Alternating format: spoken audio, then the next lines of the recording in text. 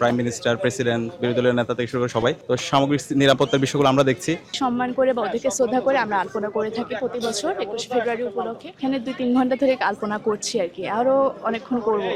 আচ্ছা, মানে আপনারা কোন সংস্থা থেকে এসেছেন? আমি হচ্ছে শান্তবনী থেকে এসেছি, তো এখানে কাজ করছি। সম্মান করে বা ওদেরকে শ্রদ্ধা করে আমরা আলপনা করে থাকি প্রতি বছর 21শে ফেব্রুয়ারি উপলক্ষে। তো প্রতি বছরই আমাদের আলপনা করা হয় ওনাদের প্রতি শ্রদ্ধা জ্ঞাপন করে, ভালোবাসা, সম্মান। না, এর আগে আমার করা হয়নি, এটা আমার প্রথম। আমরা শ্রদ্ধার সাথে স্মরণ করছি আমাদের সকল ভাষা শহীদদের, যাদের আত্মত্যাগের মাধ্যমে আজকে আমরা মাতৃভাষা পেয়েছি। এবং আল্লাহ পাক সুবহানাহু ওয়া তাআলা থেকে জান্নাতুল ফেরদৌস মেহমান হিসেবে কবুল করুক। ইতিমধ্যে পুরো ঢাকা বিশ্ববিদ্যালয় এবং শহীদ মিনার চত্বর নিরাপত্তা চাদরে ঢেকে রাখা হয়েছে, আলপনা আঁকা হচ্ছে।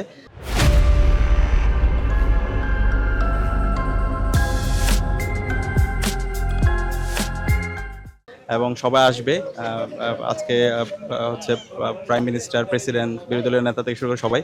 তো সামগ্রিক নিরাপত্তার বিষয়গুলো আমরা দেখছি এবং আমরা আশা করব সবাই আসবে, সবাই দোয়া করবে এবং শহীদদেরকে শ্রদ্ধার সাথে স্মরণ করবে। প্রত্যেকের দায়িত্ব ছিল যে একটা করে গেট, তরুণ গেট, প্রত্যেক ভাষা শহীদের নামে একটা করে গেট হয়। তো ওইখানে আমরা চারুকলায় গেটটা তৈরি করলাম গতকাল থেকে।